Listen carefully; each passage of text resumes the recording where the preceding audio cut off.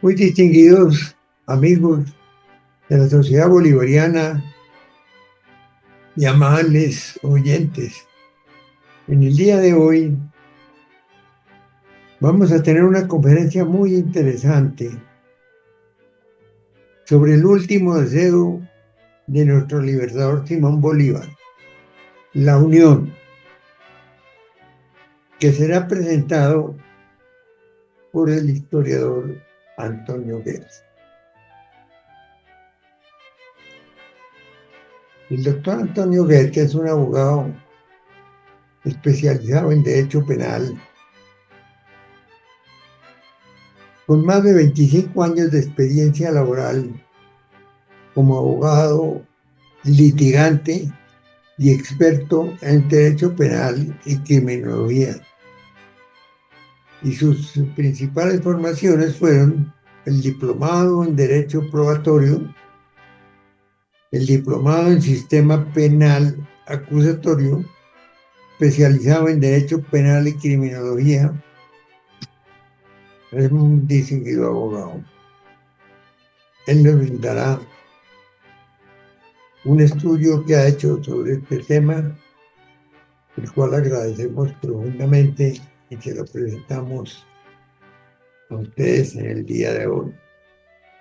El último deseo del libertador Simón Bolívar, la unión. De manera que adelante, doctor Antonio.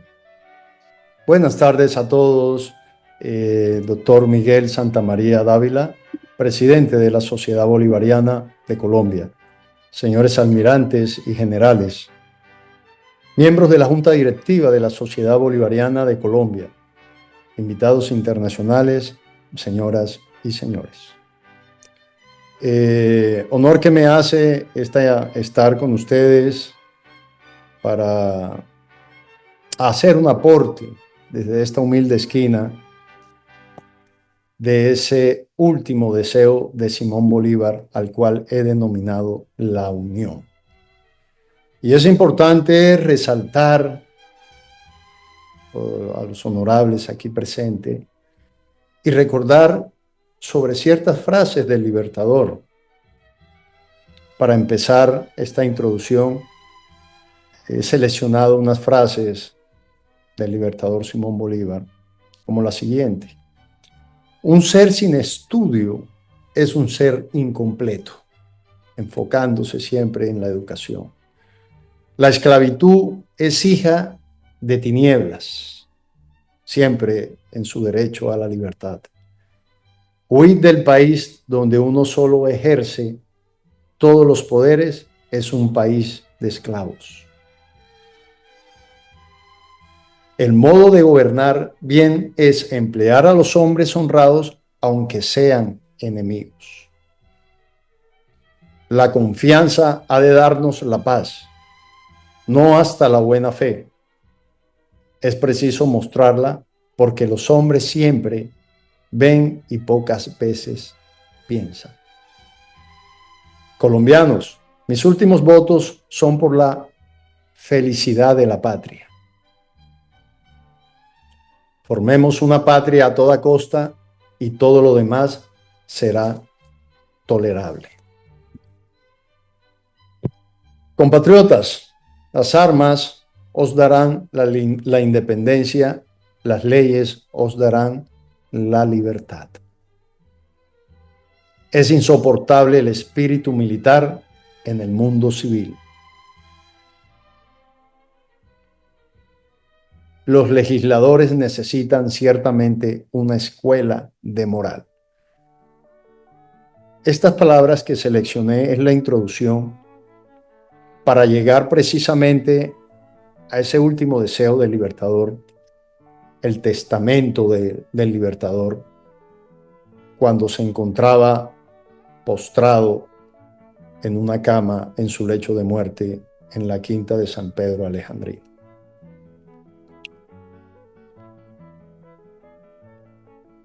Dice: habéis presenciado mis esfuerzos para plantear la libertad donde reinaba antes la tiranía. He trabajado con desinterés, abandonando mi fortuna y aún mi tranquilidad. Me separé del mando cuando me persuadí que desconfiabais de mis desprendimientos. Mis enemigos abusaron de vuestra credulidad y hallaron lo que me es más sagrado, mi reputación y mi amor a la libertad. He sido víctima de mis perseguidores que me han conducido a las puertas del sepulcro. Yo los perdono.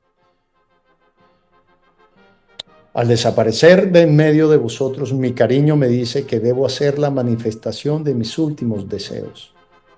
No aspiro a otra gloria que a la consolidación de Colombia. Todos debéis trabajar por el bien inestimable de la Unión.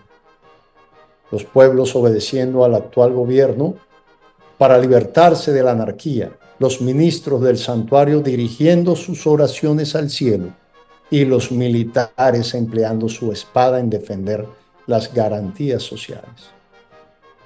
Colombiano, mis últimos votos son por la felicidad de la patria. Si mi muerte contribuye para que cesen los partidos y se consolide la unión, yo bajaré tranquilo al sepulcro. Hacienda de San Pedro en Santa Marta, 10 de diciembre de 1830. Es por esta razón que reflexioné con 10 frases antes de enfocarnos en el último deseo del libertador. El general Francisco de Paula Santander, vicepresidente de Colombia, lo era también de la Nueva Granada, se enemistó con Bolívar porque para este primero estaba desalojar la América de los españoles. Y para Santander la obediencia a la Constitución solo estaba sobre él el poder de Bolívar. El general José Antonio Páez, jefe del Ejército Nacional y jefe militar del Departamento de Venezuela, ya había liderado en 1826 el movimiento separatista conocido como la Cociata o Revolución de los Morrocoyes, para separar a Venezuela de Colombia. Posteriormente, y en 1829, el 11 de agosto, el Congreso de Valencia decretó la prohibición de ingreso a Venezuela de Bolívar. Se propuso matarlo si llegase a tocar suelo venezolano. Esta proposición se negó, pero el Congreso desconoció la autoridad de Bolívar. Solo estaba sobre Páez el poder de Bolívar. El general Juan José Flores, jefe superior del Distrito Sur de la Gran Colombia, mandaba en Quito, no quería superiores, solo estaba sobre él el poder de Bolívar. 2 años antes, el 9 de abril, se había reunido la Gran Convención de Ocaña, que dejó sin vigencia la Constitución expedida en Villa del Rosario de Cúcuta en 1821. Su objetivo era redactar la nueva Constitución de Colombia. Bolívar era partidario de un gobierno fuerte y centralista. Santander quería una república federalista y se inició una lucha para lograr el mayor número de escaños en la convención. El general Santander, avesado político, logró acreditar 40 de las 68 diputados que se posesionaron en Ocaña. Bolívar, quien desconocía el manejo de la política electoral, solo alcanzó a 20 diputados para defender su pensamiento. Adicionalmente, Santander logró introducir un artículo en la ley de convocatoria que prohibía a Bolívar acercarse a Ocaña a una distancia menor de 100 leguas y tuvo que esperar impacientemente en Bucaramanga los sucesos de la convención. En tanto, el vicepresidente Santander llegó a Ocaña con el poder de su investidura vicepresidencial y se iniciaron las sesiones en el Templo de San Francisco. Desde el inicio confrontaron los 40 santanderistas y los 20 bolivaristas que presentaron por medio de José María del Castillo y Rada el borrador de la Constitución centralista. El general Santander, a través del diputado Vicente Azuero, presentó la Constitución federalista llamada Santanderina o Azuerina. Dice José Francisco Rodríguez, redactor de las actas, que durante el transcurso de los 3 meses que duró la convención, se escucharon gritos altisonantes de los santanderistas contra los bolivaristas y viceversa. Todo era insultos, nadie se pudo poner de acuerdo. Los 20 bolivaristas, sabiendo que su presencia solo servía para validar los deseos de Santander, al sumar para el quórum, decidieron la noche del 9 de junio huir para la población de la Cruz, dejando imposibilitada la convención para actuar, ya que sin el número imprescindible para decidir nada podía aprobarse o negarse. Los santanderistas quedaron sorprendidos e iracundos, y el Pota Vargas Tejada, secretario de la convención, dejó sobre un pupitre esta lapidaria sentencia. Yace aquí la convención del pueblo colombiano, que muere sin honor después de actuar en vano. Su corazón vi herir con puñal asesino por el mismo enemigo que a su recinto vino. Pero renacerá, no pierdo la esperanza, más grande y más ilustre el día de la venganza. Venganza que van planificando camino a Bogotá, donde llegan en el mes de agosto. Los sucesos dramáticos para el país comienzan a desencadenarse y el 27 del mismo mes, Bolívar expidió el decreto orgánico que llamó Ley Fundamental, por medio del cual asumió la dictadura y eliminó el cargo de vicepresidente, dejando por fuera el gobierno al general Santander. Es ahí en ese momento cuando comienza a fraguarse el atentado contra Bolívar. La venganza llegó a Bogotá desde las naves del Templo de San Francisco, donde se reunía la Convención de Ocaña, y los diputados santanderistas crean una especie de tertulia subversiva para ganar adeptos y difundir sus ideas. Se le dio el nombre de Sociedad Filológica, en cuyas reuniones literarias se fraguaba la revolución, acabar la tiranía y la dictadura que llamaban también cesarismo. No faltaron las discrepancias. En los discursos candentes se proponían las más diversas alternativas para terminar con la dictadura y los más crueles medios para hacer desaparecer a Bolívar. Algunos decían que debía pedirse al libertador su renuncia y que pacíficamente se volviese al Estado de Derecho. Pero otros, que eran los más encabezados por Carujo, opinaban que la única forma de eliminar la dictadura era eliminando a Bolívar. De Carujo decía el general Páez que era un desequilibrado de malos instintos, propios únicamente para emplearlos en empresas criminales. En esas reuniones se cantaba un verso de Vargas Tejada: si a Bolívar la letra con que empieza y aquella con que se acaba le quitamos, oliva de paz símbolo hallamos. Esto quiere decir que la cabeza al tirano y los pies cortar debemos, si es que una paz durable apetecemos. Finalmente estuvieron todos de acuerdo en que la única manera de sacar avante su propósito era asesinando a Bolívar. El 25 de septiembre de 1828 penetraron al Palacio de San Carlos los conjurados, entre ellos Vargas Tejada, para asesinar a Bolívar, quien se salvó por la intervención valiente de Manuelita Sáenz, en un episodio que la historia ha recreado suficientemente y que dejó profundas heridas en el alma del libertador.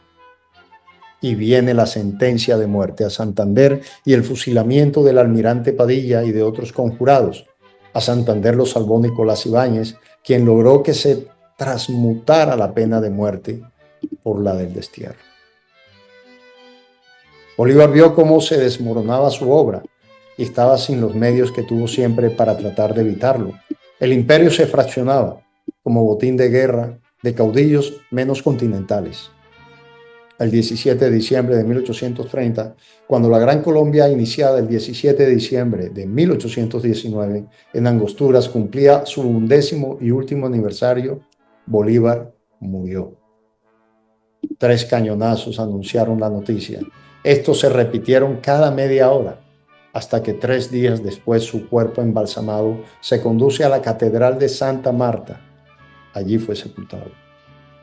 Había nacido el 24 de julio de 1783, tenía 47 años al momento de su muerte. A su muerte, los partidos a los que temía atomizaron la nación y la convirtieron en 6 repúblicas soberanas.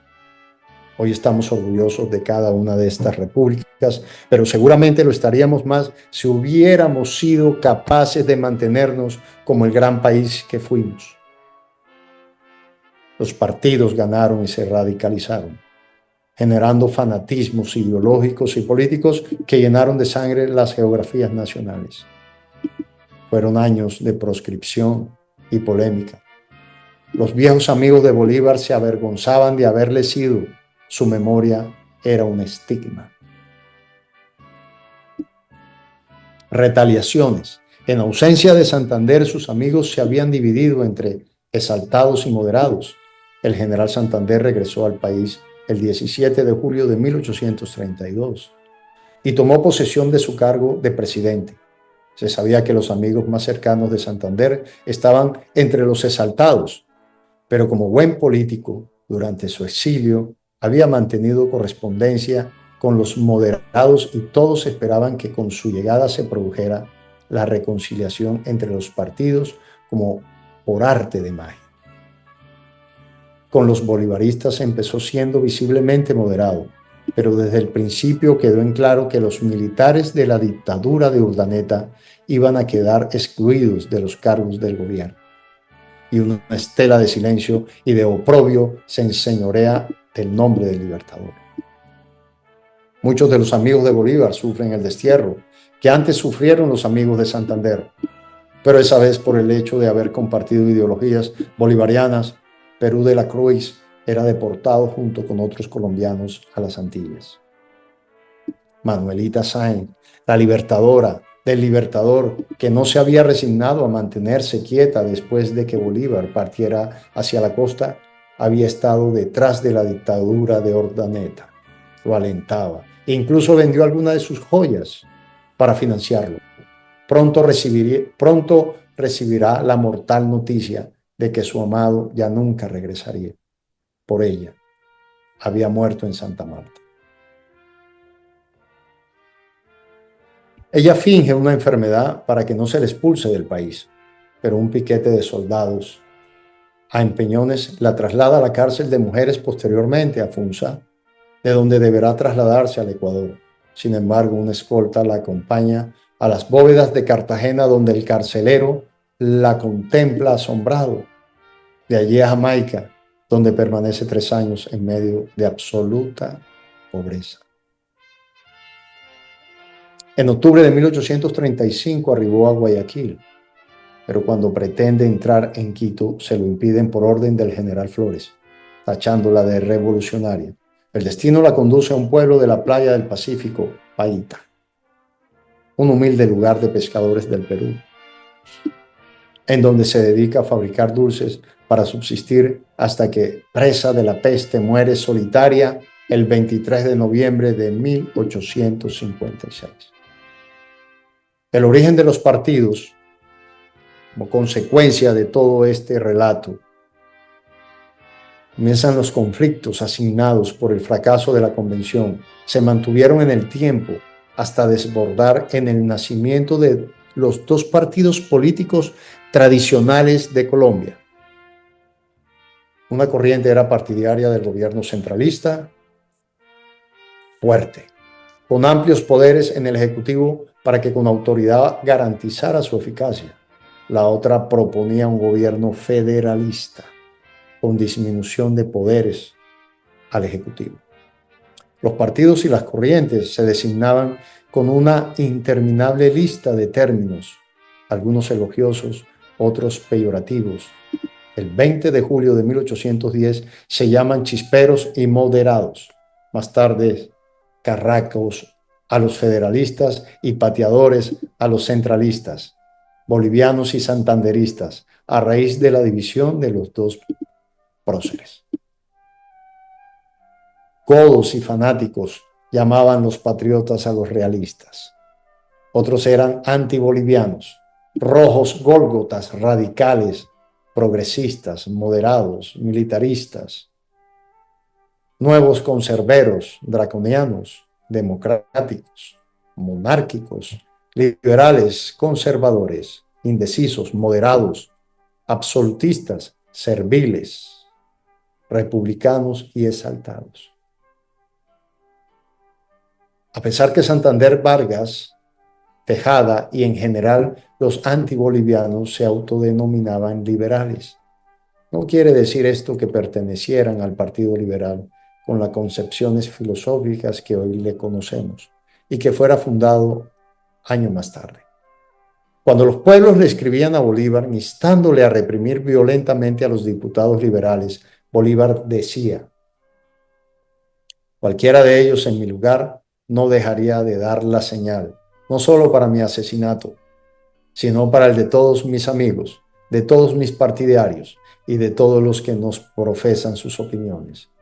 Tales son nuestros liberales, crueles, sanguinarios, frenéticos, intolerantes, y cubriendo sus crímenes con la palabra libertad. Se creen tan autorizados para sus crímenes políticos como pensaban los inquisidores, y cuánto han derramado sangre humana en el nombre de Dios y de la Iglesia. Perú de la Cruz, Diario de Bucaramanga. La palabra liberal que ostentaba el grupo antiboliviano hacía que Bolívar se expresara tan duramente de los liberales. Algunos historiadores desprevenidos las asumieron taxativamente para remontarse en el tiempo y encauzar a los dos próceres como los abanderados de los dos partidos, tal como lo conocemos hoy. En respuesta debemos resaltar que entre los conspiradores septembrinos se encontraba Mariano Ospina Rodríguez, uno de los gestores ideológicos del Partido Conservador. El espíritu bolivarista no formó escuela de momento. El Partido de Santander, quien influyó más que nadie en el nacimiento de los partidos políticos, fue legalista, de forma y de fondo, desechando algunas tradiciones para entrar en el desarrollo de la Nueva Granada. Marqués y Santander, como viejos amigos y partidarios, estaban trabajando juntos en su calidad de cabezas ideológicas del gobierno. Pero un acontecimiento íntimamente relacionado con la bella Nicolasa Ibáñez, madre de José Eusebio Caro y amante de Santander, hizo enemistar a los dos próceres, y las diferencias surgidas desembocaron en el nacimiento de los partidos. Ocurrió durante un cumpleaños de la Ocañera. Era bien sabido el temperamento celoso de Santander, quien ya había dado muestras en una fiesta de disfraces contra Antonio Nariño.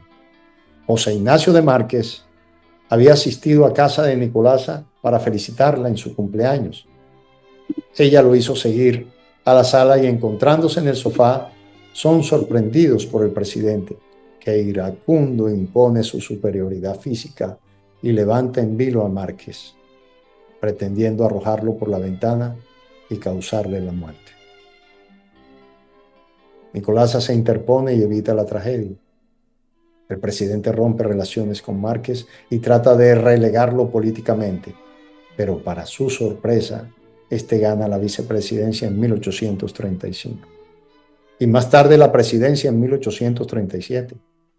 Los dos próceres no se reconciliaron y los santanderistas, a raíz de este hecho de faldas, han quedado divididos y exaltados.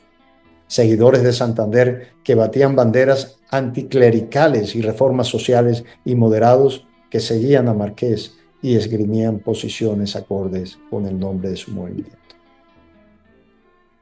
Dice Horacio Rodríguez Plata que la división del santanderismo, iniciada entonces en 1835 entre los bandos que se llamaron liberales exaltados, partidarios de Azuero y Obando, y liberales moderados, partidarios de Marqués en la lucha electoral para suceder a Santander en el mando supremo, terminó a la postre con la fundación, años después, de los partidos políticos liberales y conservador que desde entonces han venido haciendo la historia del país.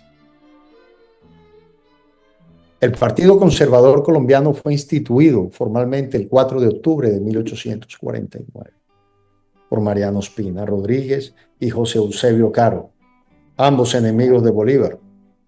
Ospina, conspirador septembrino, y José Eusebio Caro, hijo de Nicolasa, que en los últimos años se enemistó con Bolívar porque ella era amante de Santander. El Partido Liberal Colombiano fue creado por Ezequiel Rojas el 16 de julio de 1848. Ezequiel Rojas también asistente a la Convención de Ocaña, no se pudo posesionar por no alcanzar la edad requerida. Es por ese legado del Libertador, al cual he titulado El último deseo de Simón Bolívar y la trascendencia del mismo, que me atreví a hacer una semejanza de Bolívar y la igualdad jurídica en el derecho penal actual. ¿Cuál fue el legado del Libertador en estos tiempos modernos tan importante, que ha sido uno de los pilares fundamentales del pensamiento bolivariano? Fue la igualdad ante la ley. Bolívar abogó por una justicia equitativa, en la que todos los ciudadanos, sin distinción de clase o raza, fueran tratados con el mismo rigor y amparo del derecho. En el ámbito del derecho penal, su legado sigue siendo relevante, ya que defendía la construcción de un sistema judicial libre de parcialidades y privilegios. En su célebre discurso ante el Congreso de Angostura en 1819, Bolívar proclamó: las leyes deben ser inexorables para todos y más fuerte contra los poderosos. Esta afirmación resalta su compromiso con una justicia imparcial, en la que la ley no sea un instrumento de opresión ni de favoritismo. Para Bolívar, la consolidación de la Unión debía basarse en la construcción de instituciones legales sólidas, donde la ley fuera el principal garante de la igualdad y la estabilidad social. Su visión de justicia también implicaba la necesidad de un derecho penal humanista, que desde esta esquina es lo que se ha venido forjando durante 25 años, el respeto a la dignidad humana, en el que las penas fueran proporcionales y enmarcados dentro de un sistema que garantizara la rehabilitación y reinserción del individuo en la sociedad. Entendía que sin esta estructura jurídica justa, el orden y la unión nacional se verían constantemente amenazados. Tremendo legado del Libertador, y aunque brille por su ausencia en un sistema legal que le falta mucho, seguimos desde esta esquina haciendo la tarea, tratando de que se respeten esos principios tan básicos como el de la dignidad humana, la igualdad ante la ley. Solo para concluir lo siguiente: el Libertador no murió en vano. Su legado sigue vigente en cada esfuerzo por fortalecer la democracia, en cada intento de cooperación entre nuestras naciones y en cada ciudadano que defiende la libertad y la justicia. Bolívar nos dejó una misión inconclusa, y su última proclama es una invitación a seguir construyendo sobre los cimientos que él forjó con su espada y su palabra. Por último, hoy en esta conferencia ratificamos el compromiso con su memoria y su visión. Que sus palabras no sean solo un eco del pasado, sino una inspiración para el presente y el futuro. Y si alguna vez la duda nos invade sobre el camino a seguir, recordemos: el verdadero homenaje a Bolívar no está en las estatuas ni en los discursos, sino en la acción concreta para consolidar la unión, la justicia y la paz que tanto anhelamos. Que el ejemplo del Libertador nos ilumine y nos inspire a continuar su lucha por una América justa, soberana y unida. Muchas gracias a todos. Gracias, doctor Antonio Guetter, por su conferencia. Ha sido verdaderamente muy interesante, no solamente por el recuento de esas horas dolorosas finales del Libertador en Santa Marta, sino por lo que sucedió después, que es muy interesante el análisis que usted hace y sobre todo el resumen del propósito del Libertador en toda su vida, de buscar la unidad, de buscar el entendimiento y sobre todo un progreso basado en la acción de todos juntos. Muy interesante, indudablemente, para que la gente recuerde este paso fundamental en la vida de nuestro gran libertador, buscar la unidad, porque la unidad es la que puede sostener un progreso sólido y permanente. De manera que ese es un principio que tenemos que tener siempre presente los que somos un boliviano. Muchas gracias, distinguido doctor Antonio Guete, por la magnífica conferencia que usted nos ha traído. Le agradezco mucho que nos recuerde ciertas cosas que son muy importantes en la vida del Libertador para que la gente las reciba como un baño suave de patriotismo y sobre todo de entendimiento de las verdaderas necesidades del país. Muchas gracias. Ahora quiero invitar a nuestros distinguidos oyentes a que comenten la magnífica intervención de nuestro Antonio Guete en el día de hoy. Adelante. Gracias, señor presidente. Bueno, ante todo, mis felicitaciones al doctor Antonio Guete por su esclarecedora conferencia sobre ese tema señalado de la unión en el pensamiento del Libertador.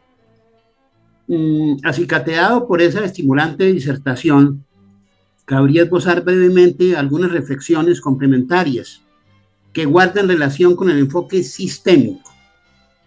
Concepto este que caracterizaría el discurrir de Bolívar, el cual se aplicaría en dos niveles, a nivel del país y al nivel de la región latinoamericana. Conviene al respecto considerar que en su sentido más lato, como se concibe hoy en día, un sistema es un conjunto de elementos que interactúan para lograr el objetivo general del todo en un entorno cambiante. Y el enfoque de sistema no es otra cosa que una manera de pensar sobre esos sistemas totales y sus componentes. Es en esencia un punto de vista para comprender nuestra sociedad. La meta entonces de quien analiza con ese enfoque es explicar el sistema integral, el medio en el cual se desenvuelve, su objetivo y cómo contribuyen a las actividades de las partes que lo componen. Así, respecto al segundo nivel, el de la región latinoamericana, el pensamiento de Bolívar recoge con precisión asombrosa el concepto actual de sistema. Baste un ejemplo de todos conocido, tomado de la Carta de Jamaica, cuando dice: es una idea grandiosa pretender formar de todo el nuevo mundo una sola nación, con un solo vínculo que ligue, que vincule sus partes entre sí con arreglo al todo. En relación con el primer nivel, el del país, así como lo advierten los tratadistas del enfoque sistémico, al mencionar lo engañoso que resulta fijar un objetivo etéreo, Bolívar precisa su alcance. En el discurso de Angostura se lee: de la libertad absoluta se desciende siempre al poder absoluto, y el medio entre estos dos términos es la suprema libertad social. Es decir, se trataría de una libertad que solo se explica en términos de bienestar y progreso, pero que al oponerse al libertinaje se debe ejercitar en el marco del contrato social. Esto está bastante relacionado precisamente con lo que nos decía el doctor Guete sobre el legado del Libertador.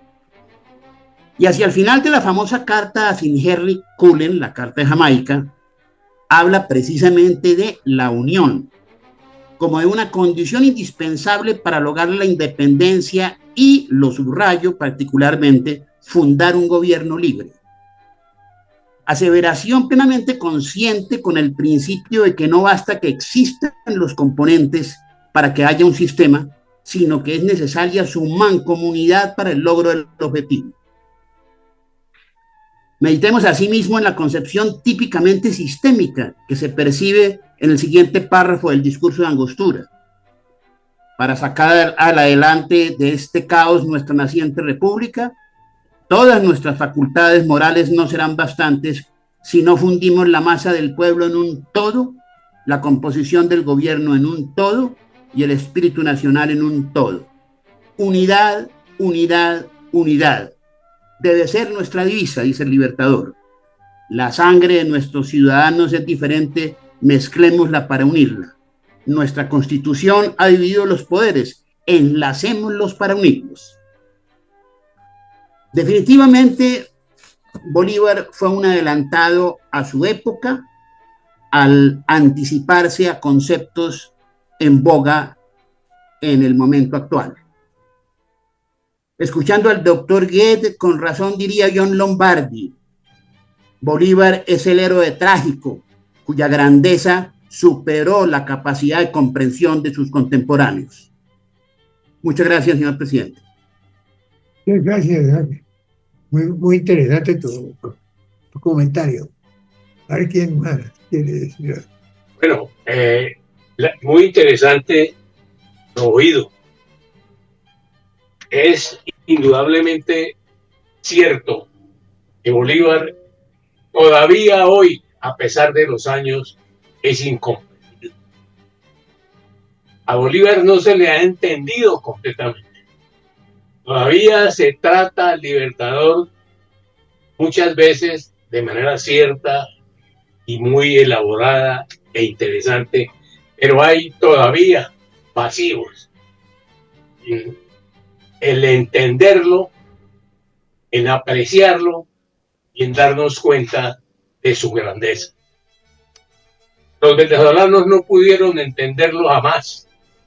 Después de su muerte, pasados varios años, recuperaron su cadáver. Pero es la demostración clara de que no fue entendido. Aquí se le intentó asesinar. De manera que esto son demostraciones clarísimas de que el Libertador no fue entendido, a pesar de su claridad de mente, de pensamiento y de ideas con relación a la libertad y a lo que significaba para él el concepto de patria y el concepto de la unión. Es muy triste tener que pensar así, pero es una realidad. Esa historia que hemos vivido durante más de 200 años, que hoy en día trata de patearse, trata de desbaratarse lo que se hizo y lo que se logró conseguir con el pensamiento de Bolívar, es muy triste. Hoy estamos siendo víctimas de que esa patria que nació con Bolívar, que nació con su pensamiento, con su sentido de patria, e intenta de todas maneras destruirla, desbaratarla y hacerla añicos, es la palabra más apropiada a esta situación que vivimos. Eso es lo triste a veces cuando pensamos en Bolívar, de que a veces nos tenemos que ajustar a la realidad, pensando en que no siempre fue bien entendido. En Colombia fue víctima de intento de asesinato y en Venezuela de destierro. De manera que no es fácil entender a Bolívar. Dadas las circunstancias que se han dado, no porque él hubiera realizado actuaciones en contra de lo que buscaba. Si cometió errores, los cometió en la búsqueda de sus ideales y de una mentalidad clara y definida en relación a lo que él deseaba para nosotros. De manera que esta conferencia nos ha hecho pensar, volver a pensar que Bolívar no fue bien entendido y que todavía hay quienes lo entienden mal. Muchas gracias. Adelante. Muchas gracias, doctor Antonio Gute. Fue verdaderamente, diría yo, emocionante escuchar sus palabras. Y su introducción recordándonos esas célebres frases de Bolívar fueron muy importantes y muy significativas. Yo personalmente, quizás como oficial naval, siempre he tenido un reproche grande hacia el Libertador con la muerte de Bolívar, de Padilla.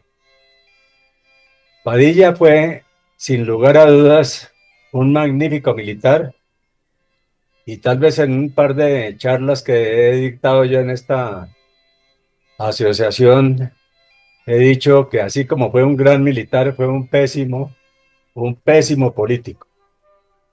Y cuando se metió a la política, se quiso abrazar a Santander, que siempre fue el gran opositor de Bolívar, y eso verdaderamente decepcionó mucho a Bolívar, y verdaderamente fue el fusilamiento y posterior ahorcamiento de Padilla. Fue un acto que verdaderamente ensombrece la grandeza del Libertador. Y no porque es que tenemos también que pensar que Bolívar no solamente es un gran héroe, pero también fue un ser humano. Y como ser humano yo creo que el ambiente que encontró en Santa Fe, Bogotá, completamente opuesto a él, y no solamente opuesto a él, sino la sociedad bogotana estaba opuesta al militarismo de los venezolanos, muy, digámoslo, enardecidos por el comportamiento de Urdaneta. Bolívar siempre pensó mucho en Urdaneta, y yo creo que Urdaneta le causó fue un pésimo asesor. Pero al fin y al cabo a Urdaneta no lo juzgan, pero sí han juzgado mucho a Bolívar. Pero verdaderamente, es decir, yo creo que Bolívar sentir que hubieran atentado contra su vida, y no solamente al atentar contra su vida, sino el ambiente que había contra él, era verdaderamente, yo creo que como ser humano tenía que haber sido muy decepcionante. Pero sin lugar a dudas, tenemos que pensar que el ser humano, como ser humano, tiene muchos errores. Y Bolívar, como ser humano, los tuvo. Pero verdaderamente, el accionar de Bolívar, los resultados de Bolívar en darnos nuestra independencia, es algo que tenemos que llevarlo siempre en el corazón y pensar que fue un hombre verdaderamente excepcional. Muchas gracias. Muchas gracias, almirante. Me parece que fue una intervención muy afortunada. Revivió algo que siempre agita el temperamento de los colombianos, que son la separación de los partidos y la lucha por el poder, que en realidad ahora ha cambiado mucho, porque los partidos tradicionales han entrado en una franca decadencia y tenemos como 50 partidos ahí funcionando sin ideologías claras y sin manejo, de manera que lástima que no hubieran podido intervenir muchos más, porque este es un tema que sí vale la pena que la gente intervenga y que nos deje saber sus conocimientos, sobre todo para el grueso público. Pues cerca de 1000 escuchas de este programa, de todas maneras mover la atención alrededor de esa falencia ideológica que iluminó nuestro país durante tantos años. De todas maneras, ha sido muy edificante lo que hemos escuchado y ha sido muy buena la conferencia. Y muchas gracias por la asistencia. Yo entiendo perfectamente las dificultades que tienen para ello. Por ejemplo, aquí en Bogotá, cerca del gimnasio moderno, hay un problema tremendo en este momento. Unos personajes ahí haciendo toda clase de barbaridades. Y así está sucediendo en todo el país, desgraciadamente. Ojalá consigamos la unión que nos anunció y nos trajo a cuento don Antonio Huguete. Muchísimas gracias por el tiempo y bueno, solo me resta darle las gracias a todos los aquí presentes. Cordial saludo. A todos ustedes, un saludo muy cordial, mis agradecimientos y un gran abrazo porque tengan una tarde muy feliz.